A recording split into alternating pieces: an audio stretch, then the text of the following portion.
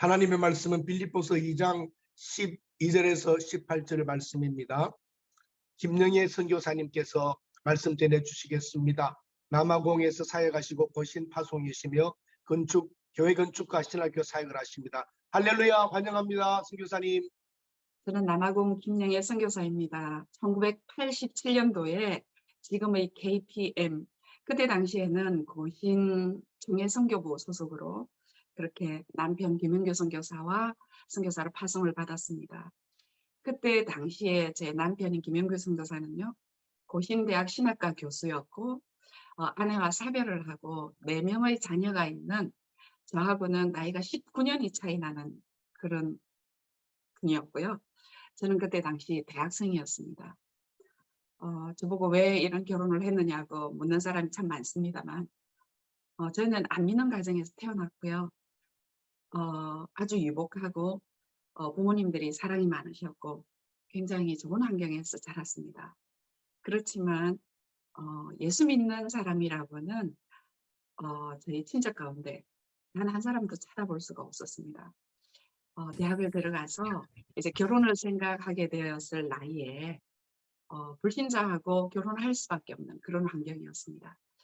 그래서 제가 늘 신앙생활을 하면서 쪽배를 타고 망망대해를 저 혼자서 이렇게 떠다니는 느낌이었거든요. 그래서 저는 제 인생에 구조선이 필요했습니다. 그래서 불신자와 결혼하지 아니하고 참 신앙이 좋은 사람하고 결혼하는 것이 제 인생의 목표처럼 되었습니다.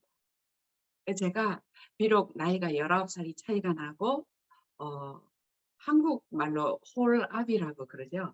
네, 그렇고 고3 그리고 고1 중학교 1학년 초등학교 5학년 그렇게 되는 아이가 4명이 있는 좀 열악한 환경이었지만 그분은 목사였고 대학 교수였고 또 미국 플러에서 미시올로지를 전공을 해서 또 선교사가 되기를 원하는 사람이었습니다.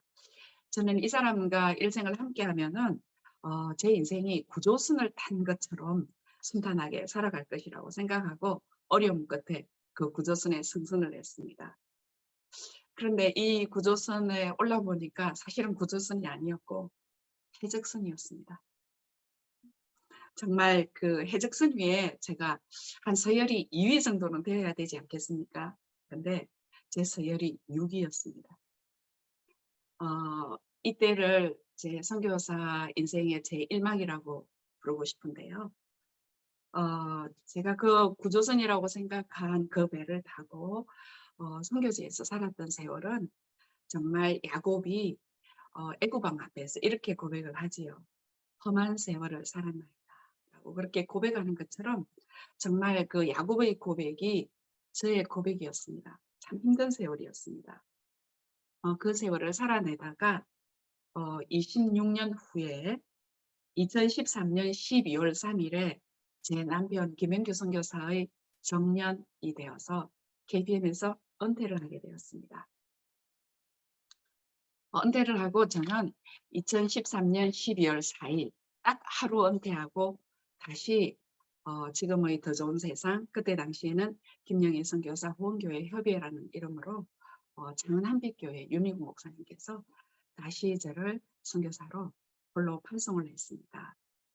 그때부터 2013년 12월 4일부터 작년 2022년 11월 23일까지가 한 9년 정도인데요. 그때가 제 선교사로서의 제 2막이 열렸습니다.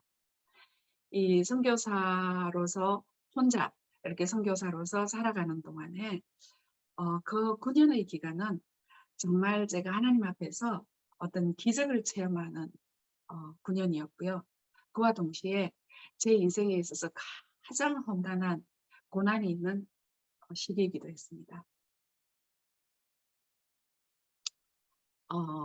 남편이 은퇴를 하고 부인 혼자서 이렇게 파송을 받는 예는 참 드문 예입니다.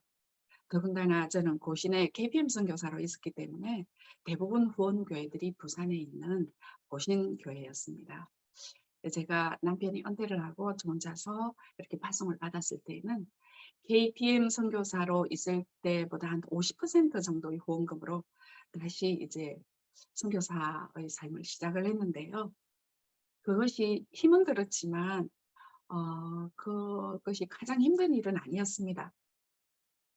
그때 제 인생의 가장 큰 고난, 정말 쓰나미와도 같은 어떤 일들을 겪어야 했는데요. 그 제가 겪었던 그 고난과 또 하나님께서 베풀어 주신 기적에 대해서 제가 지금 간증을 하겠습니다. 어 제가 정말 생각지도 못한 어떤 일들이 저에게 닥쳐왔는데요. 그 일을 겪으면서 제가 인생 처음으로 공황장애라는 것을 한번 알아봤습니다.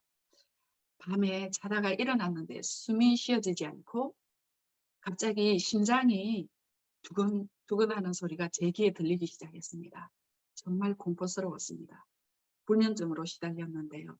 한 2달 정도 이런 증세를 경험하면서 제가 '아 이러다가 내가 죽겠구나.' 제가 낳은 2 아들이 있었는데요. 이 2 아들을 놓고 이 땅에 두고 '제가 이러다가 죽겠구나.' 하는 생각이 들었습니다. 정말 절망스러운 어느 날 밤에 침대에서 일어나서 하나님께 이렇게 기도했습니다. "주님, 이 어둠의 늪에서 저를 좀 건져 주십시오." 정말 햇빛보다 더 밝은 하나님을 향하여서 제가 손을 들고 구원을 요청했습니다.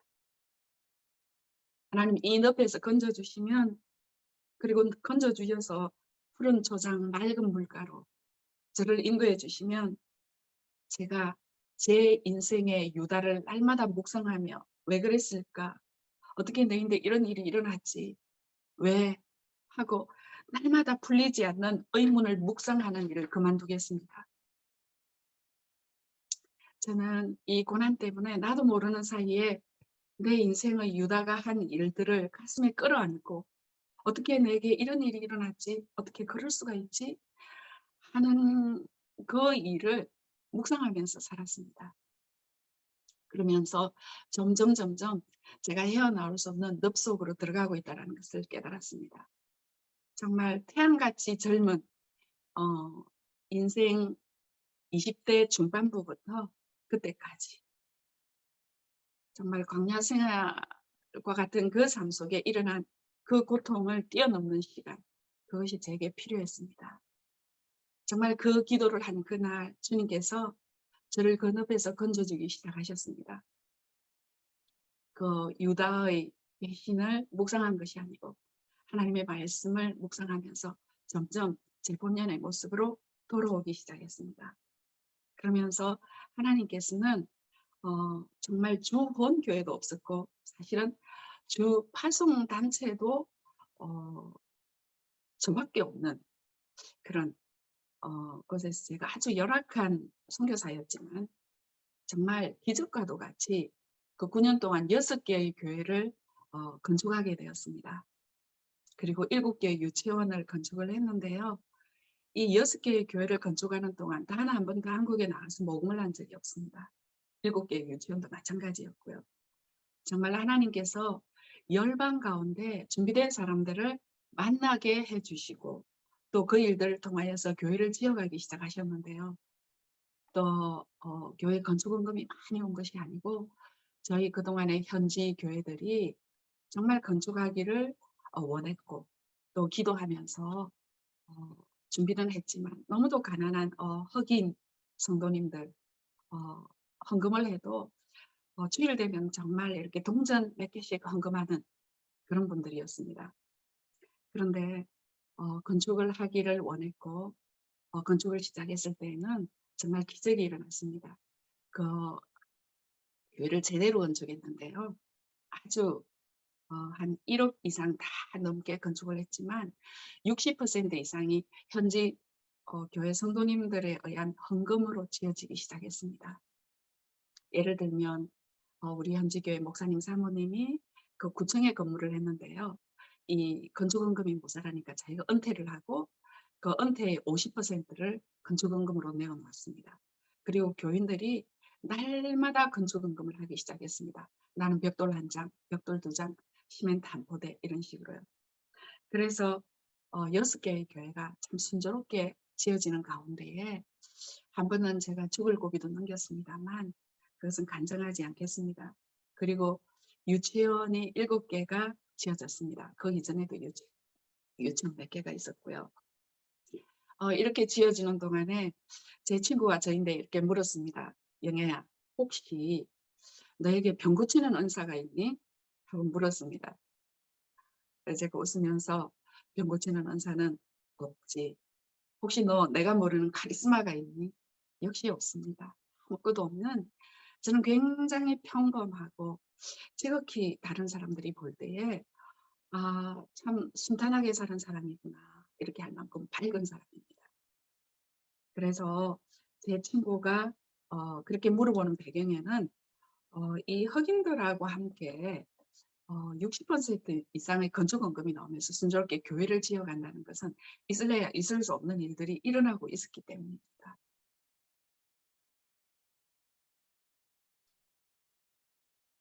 정말 이렇게 교회를 짓고 유치원을 짓고 이러는 가운데 하나님께서는 생각지도 못한 사람들과 만나게 해주셨는데요. 어떤 교수님은 건축원금을 하실 당시에 그렇게 얘기를 했습니다. 제 아내가 이 세상을 떠나면서 아프리카에 유치원을 하나 지어달라고 요원을 했습니다. 선교사님. 제가 모르는 교수님을 만나서 짓게 되었고 또 평생 유치원 원장으로 살아가시던 우리 권사님께서는요. 우연히 아프리카에 오게 됐는데 제게 이렇게 얘기를 했습니다. 제가 미국에 가서 카네기 홀이나 이런 여러 가지 유명한 건물 앞에 섰는데 이 건물은 누가 도네이션을 해서 지었습니다라는 팻말이 붙어 있는 것을 보고 평생 유치원 원장으로 살았으니까 하나님 제가 선교지에 유치원 하나를 짓겠습니다 하고 서원을 했습니다. 그 소원을 제가 이루기 위해서 선교사님 저하고 유치원을 같이 지읍시다. 이런 일들이 정말 줄줄줄줄 이어가면서 유치원을 짓고 교회를 짓게 되었습니다.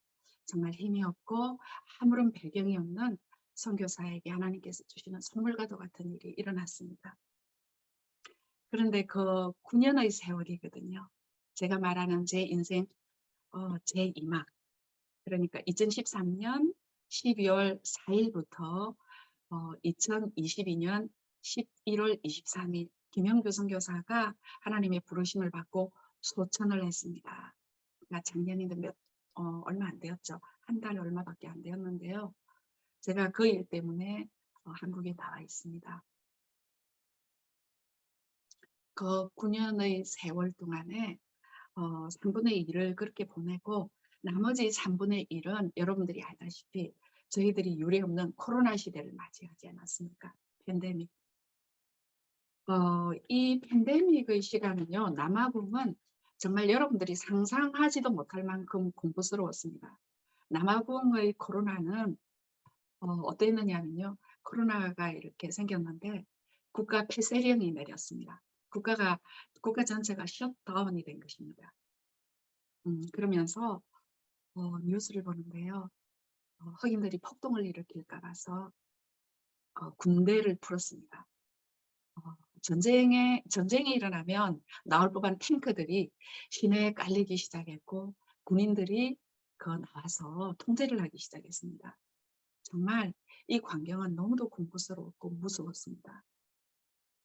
집 밖에서 일절 한 발짝도 못 나가는 시간들이 있었습니다. 그런데 먹고 살아야 하니까 이제 슈퍼마켓을 갈 수 있도록 어느 정도 허락을 해줬는데요.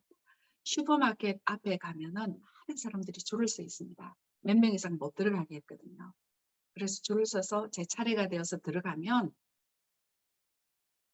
제 눈앞에 펼쳐진 광경이 어떤 광경이었냐면 앞에서 쇼핑을 하고 있던 사람들이 선반에 있는 물건들 예를 들면 초콜릿, 뭐 칩스 같은 그런 간식조차도 한 개, 두 개 집어서 이렇게 트롤리에 넣는 게 아니고 이렇게 팔로 싹 썰어 담기 시작했습니다. 그러니까 비상식량이 저희들에게 필요할 만큼 저희들이 그만큼 급박하고 어쩌면은 갇혀서 굶어 죽을지도 모른다는 그런 공포감이 다 누구에게나 있었던 그런 시간이 있었습니다. 그런데 제가 슈퍼마켓에 들어가면 제가 필요로 했던 휴지라든지 생필품, 뭐 먹을 것 같은 것들이 없는 것입니다. 제 차례가 돌아오질 않았습니다.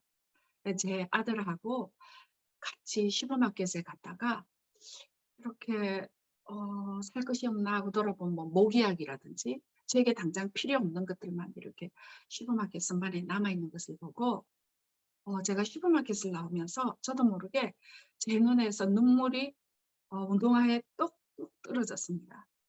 아, 이 두 아이를 데리고 내가 어떻게 이 팬데믹을 헤쳐나갈 수 있을까라고 생각하고 있는데 제 아들이 그때 핸드폰을 들고 친구에게 전화를 하기 시작했습니다. 제 아들이 그 스텔렌보시 유니버시티에서 신학을 공부해서 친구들이 다 흑인 교회 목사가 되어 있기도 하고 칼라드, 흑인과 백인의 중간인 칼라드 교회의 목사가 되어 있기도 하고 백인 교회 목사가 되어 있는 현지인들이 많았습니다. 그런데 저희 집에서 가장 가까운 그 칼라드 교회에서 사역하는 그 목사님에게 전화를 했습니다. 크리스, 지금 이 슈퍼마켓에 이런 상태인데 너희 동네는 어떠니? 그러니까 크리스 목사님이 빨리 자기 집 근처의 슈퍼마켓으로 오라고 그랬습니다. 저희들이 이제 운전을 해서 가니까 거기에는 물건이 좀 있어요. 그 칼라드 사람들이 잘 살지 않으니까. 그래서 그 트롤리에 저희들이 살 수 있는 만큼 슈퍼마켓에 남아있는 고기와 햄, 그리고 좀 통조림 같은 거, 그리고 생필품들 이런 것들을 좀 이렇게 트롤리 가득 담아서 집으로 왔습니다. 근데 제가 이렇게 집을 돌아보니까 쌀이 한 반자루밖에 없는 것입니다. 그래서 선교사님들 단톡방에 혹시 쌀에 여유가 있는 분은 저에게 연락을 주시면 제가 비상값에 사드리겠습니다. 그렇게 단톡방에 연락을 했더니 선교사님 한 분이 연락이 왔습니다. 선교사님 25kg짜리 쌀 2자리를 제가 드릴 수가 있습니다. 그래서 쌀도 생겼고 이제 좀 먹을 것이 생겼습니다. 그때 그 제 마음에 어떤 굶어 죽지는 않겠구나 하는 안도의 어떤 그런 평안함이 순간적으로 밀려 들어왔습니다. 여러분들이 저를 보면은 참 유치하다고 하시겠지만 정말 그때 상황은 정말 무시무시했습니다. 그런데 제가 딱 안도의 한숨을 내쉬고 착오를 개소한 선교 사무실로서는 제 방에 딱 앉았는데 그러면 우리 지금 현지 교회 성도님들은 하고 생각을 하니까 너무 마음에 공포가 다시 밀려오기 시작했습니다. 그래서 제가 왓츠앱이라고 부르는데요. 여러분들이 쓰는 카톡 같은 것입니다. 왓츠앱으로 우리 현지 교회 사역자들에게 다 메시지를 보냈습니다. 지금 상황이 어떠하냐? 먹을 것은 있느냐? 교회 예배를 드리지 못하고 있는데 서로 연락은 하느냐? 그렇게 해서 제가 현지 사역자들에게 보고를 받기 시작했는데 심각했습니다. 왜냐하면 모든 농장에 가서 일일 노동자처럼 일을 하는 사람이 많았는데요.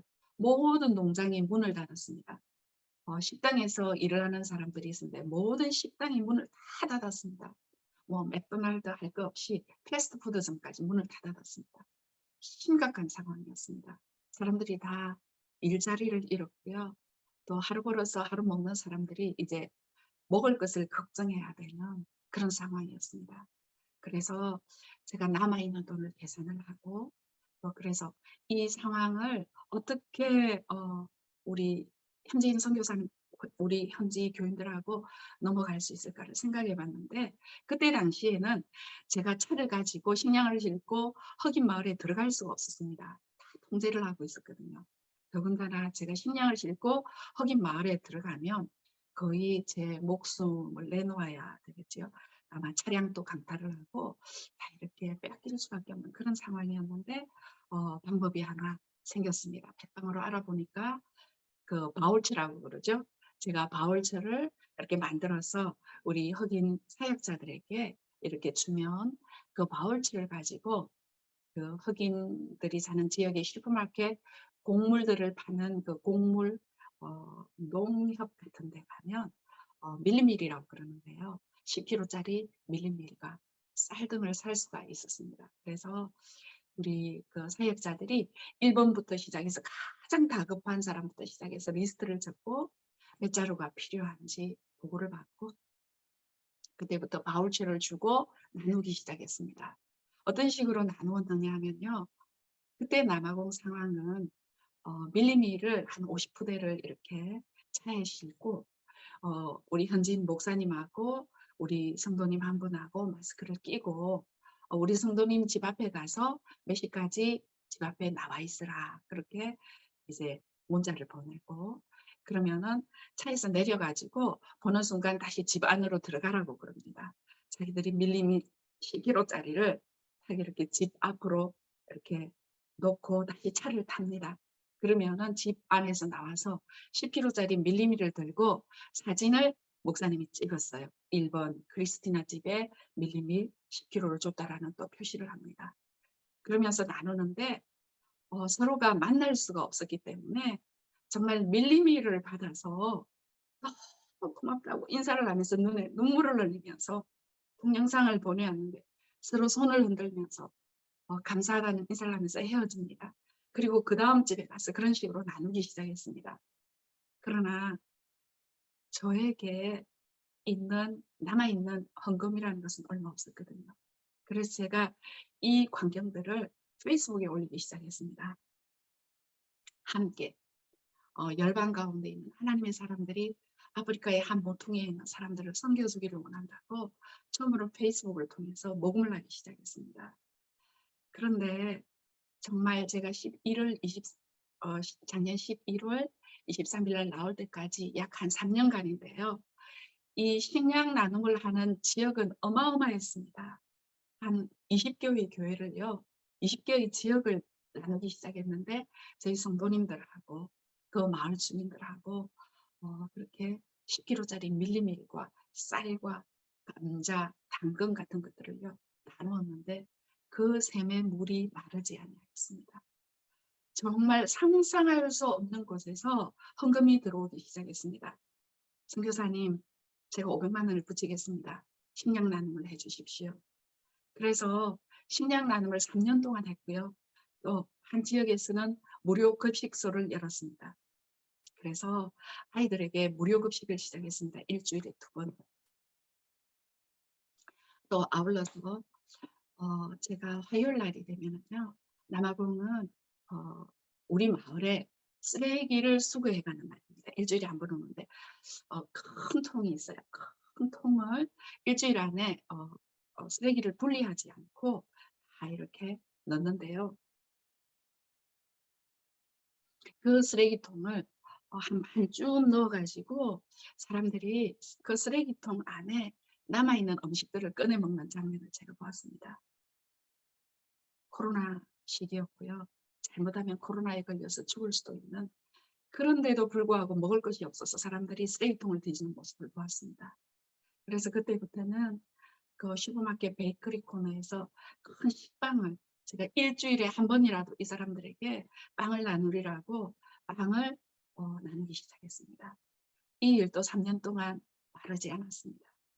그러는 가운데에 한국인 동료 선교사님들이 코로나로 죽었고요. 또 제가 함께 사역하는 야간신학교 교수님 부부가 코로나로 돌아가셨고 그 쌍둥이 아들이 또 하나님의 부르심을 받았고 제일 먼저 교회를 개척했던 교회의 존슨 목사님 사모님을 필두로 하여서 성도들과 제가 함께하는 사역자들과 야간신학교 학생들이 코로나로 목숨을 잃기 시작했습니다. 그들이 세상을 떠났는데도 장례식에조차도 갈 수가 없는 정말 살벌한 상황 가운데에 3년 동안 너무도 슬펐고 하나님의 은혜에 너무도 감사하면서 살았습니다. 그러면서 겨울이 되었는데요. 홈리스 그 집이 없는 사람들이 거리에서 너무 추운 것을 보고 또 담요 나눔을 시작했습니다. 담요를 하나씩 나눠주기 시작했는데요. 담요를 몇백 장을 나누었는지 제가 기억을 할 수가 없습니다. 그리고 또 이제는 성경을 나누어야겠구나. 잘 모이지 못하니까 영적인 양식을 나누어야겠다고 생각하고 코사 성경을 20코사라고 그러는데요. 코사 성경을 나누기 시작했는데 한 밀리밀 세자루 값이 성경 한 권 값입니다. 굉장히 비싸죠. 그래서 제가 나누기를 시작했는데요. 정말 이 또한 이제는 선교사님 성경을 보내주십시오라는 그 모든 필요를 다 나누었습니다. 정말 제가 김영규 선교사가 하나님의 부름을 받고 황급하게 나올 때까지 한 3년 동안을 이런 기적을 하나님께서 일으켜 주셨습니다. 정말 여러분들이 생각할 때에는 뭐 선교사니까 이런 일을 할 수 있었겠지 하지만 제게는 기적과 같은 걸음이었고 기적의 행전을 서는 그런 기간이었습니다. 이제 저는 선교사 인생 3막을 시작하려고 합니다. 이제 제가 남편이 없고 그런 가운데에 인생 제 3막을 시작을 하면서 정말 하나님 앞에 너무도 감사할 수밖에 없습니다. 제가 우리 남편의 그 장례식에 참석을 했는데요. 입간 예배에서부터 제 한국말이 잘 생각이 안 나는데 그 마지막 그 화장터에 가기 전까지 드리는 그 예배가 있었잖아요. 한 3박 4일 동안 제가 그 장례식장에 앉아 있었는데 많은 선교사님들 또 제 지인들 여러분들이 이렇게 문상을 왔습니다. 그러면서 찬송을 부르면서 목사님들이 한결같이 그렇게 설교를 했습니다. 선한 싸움 다 싸우고 달려갈 길을 마치고 그러면서 아주 그 한 사람의 생애가 아름답게 포장이 되고 정말 아주 굉장한 삶을 살았던 것처럼 어떤 상자에 딱 포장이 되고 예쁜 리본을 묶어서 한 사람의 생애가 마감을 하는 그러니까 문상원 사람들에 의해서 이 사람의 어떤 인생이 평가가 되는 그런 모습을 제가 보았습니다. 보면서 제가 하나님 앞에 기도했습니다. 하나님, 저도 맞이할 죽음이고 이 세상에 사는 모든 사람들이 똑같이 이런 장례식에 참석하게 될 것입니다. 그런데 주님, 저는 사람들이 칭송하여서 포장을 해서 제가 장례식을 하는 것이 아니라 제 장례식의 찬송을 제가 정했습니다. 그 구원의 은총을 노래하리 저 천군 천사와 함께.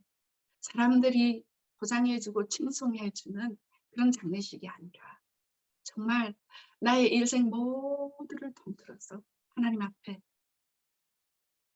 그 구원의 은총을 노래하리. 내가 한 것은 아무것도 없습니다. 나를 위하여서 십자가에 달려 돌아가셨고 정말 제 인생의 모든 그런 걸음마다 함께 하셔서 에베네셀의 하나님이 되어주셨고 또 부족한 저를 위로해 주시고 사랑해 주시고 그 높에서 건져주시면서 선교사의 삶을 한 36년 정도 되었네요. 제가 36년의 걸음을 걷게 했고 앞으로 언제까지 한 10년 정도가 남았는데요. 10년의 걸음을 더 걸으라고 하나님께서 제게 말씀을 주셨습니다. 그 말씀이 오늘 여러분들과 함께 읽은 말씀입니다. 생명의 말씀을 밝혀 나의 다름질도 헛되지 아니하고 너의 그 수고도 헛되지 아니하고 그리스도의 말에 내가 사랑할 것이 있게 하려 합니다. 정말 놀라운 말씀 아닙니까? 정말 부족하고 보잘것없고 아무런 능력도 없고 사람들이 볼 때에 참으로 어떻게 저런 사람이 선교사가 되었지? 할 만한 그런 사람인데요. 하나님께서 생명의 말씀을 밝혀 라고 위로해 주시고 또 사랑해 주시며 남은 인생을 살아라고 저에게 그렇게 말씀해 주셨습니다. 제게 주어진 시간이 거의 다 된 것 같은데요. 사랑하는 선교사님들, 저 같은 사람도 사랑하시고 함께 해주셨듯이 우리 선교사님들은 더 강한 주님의 손을 붙잡고 정말 저와 천국에서 다시 만났을 때에 생명의 말씀을 밝혀 우리 일생을 인도해 주신 그 주님 앞에 정말 우리의 다름질도 헛되지 않고 우리의 수고도 헛되지 않아서 그리스도의 말에 하나님 앞에 칭찬받는 정말 자랑할 것이 있는 저와 여러분들이 되기를 간절히 소원합니다. 제가 잠시 기도하겠습니다. 하나님 아버지 감사합니다. 이제껏 살아온 우리의 삶은 에베네스의 하나님의 은혜였고 앞으로 우리가 살아가야 될 나머지 인생은 또한 하나님 시간 장막을 걷는 그날까지 전능자의 지존자의 날개 그늘 아래 있는 삶이 되게 하여 주시기를 원합니다. 이제껏 살아온 삶보다 우리의 남은 생애가 더 아름답고 더 복되고 더 순종하며 더 많이 사랑하는 귀한 삶이 될 수 있도록 은혜를 베풀어 주시옵소서. 예수님 이름으로 기도했습니다. 아멘. 아멘. 어제 주일 예배 때에 또 함께 예배 드릴 수가 있었는데 제가 설교한 내용하고 간증한 내용이 많이 비슷합니다. 비슷한 게 아니라 그대로죠. 하나님께서 주님께서 말씀하신 대로 선교 현장에서 그렇게 역사하는 모습을 보면서 은혜를 받았는데 훌륭한 그 장군이 한 사람 나오기 위해서는 많은 그 훈련의 과정이 필요하지요. 하나님께서 우리에게 사역자들에게 고난을 주실 때는 이유 없는 고난이 없고 하나님의 훈련 과정이다 이렇게 생각하면 틀림이 없습니다. 그 우리들 교회 그 벽에 보면 이런 글이 있습니다. 고난이 내게 유익이라 이렇게 적어놓은 게 있습니다. 한마디로 요약을 했습니다만은 하나님께서 사역자들에게 고난을 주실 때는 하나님께서 그 사역자를 훈련하신다. 그 훈련의 기간이 때로는 짧기도 하고 길기도 한데 짧을 때는 짧은 이유가 있고 길 때는 긴 이유가 있는 것입니다. 긴 이유가 있는데 저도 불가리아에서 적지 않은 세월을 사역하면서 고난의 시간 속에서 사역을 했는데 하나님께서 그렇게 훈련하셔서 GM에서 사무총장으로 서면서 선교사들의 아픔을 쓰다듬고 이해하고 같이 아파하고 즐거워할 수 있도록 하나님께서 그렇게 훈련하신 것을 보면은 이제 우리 김영애 선교사님 건강은 어떠세요? 좋습니다, 목사님. 어, 건강합니다. 큰일 났네. 120년 동안 사역을 하려면은 건강 사역. 아프고요. 앞으로 10년 사역하고 저는 은퇴하고 난 다음에 한국에 와서 살기를 원합니다. 네. 그래도 한국에 와서도 계속 네. 선교적인 삶을 사는 거죠. 선교사는 네. 한 선교사면은 한평생 하나님의 영광을 위해서 그렇게 살아가는 것입니다. 그렇게 네. 기쁘게 쓰임을 받으시길 바라고. 또 우리 김영래 선교사님 그 사역한 내용을 보면은 선교 현장에도 선교 자원이 있다는 이야기를 제가 누누이 말씀을 드리죠. 한국에서 자꾸 선교 자원을 끌어가려고 생각하지 말고 선교 현장의 자원을 개발하라. 결국 사역은 사람이 하는 겁니다. 하나님께 사람을 통해서 당신의 정도를 통해서 사역하는데 결국 그 땅을 지킬 사람은 현지인들이니까 현지인들이 빨리 일꾼이 되도록 그렇게 키우는 것이 중요하다. 불가리아에서 제가 신학교를 시작할 때 혼자서 하루에 90분 수업 4과목씩 일주일 계속했습니다. 그걸 3년을 했습니다. 혼자서 신학교를 그래 3년을 운영을 했어요. 그리고 나니까 이제 졸업생 중에서 한 명씩 이제 교수 요원이 나오는 거예요. 그 당시에는 한국에서 선교사를 처음 일종 교수 요원 좀 보내주셨으면 싶었는데 우리 뭐 학생 졸업하고 나니까 학생들이 교수 요원 돼가지고 얼마나 뭐 잘 해주는지 그렇게 현장에서 인적 자원을 개발하는 것이 중요하고 또 현장에도 검은보호한 물질 다 있습니다. 현장에 있는 물질적인 자원도 개발하는 것이 중요하다. 내가 뭐 현장에서 뭐 비즈니스맨을 찾아서 안 뛰어다녀도 하나님 앞에서 필요한 사역을 하면은 필요한 물질은 어떤 방면으로든지 도와주신다는 것을 생각하면서 참 아름다운 사역을 감당하고 있는 것을 보면서 하나님께 영광을 돌려드립니다.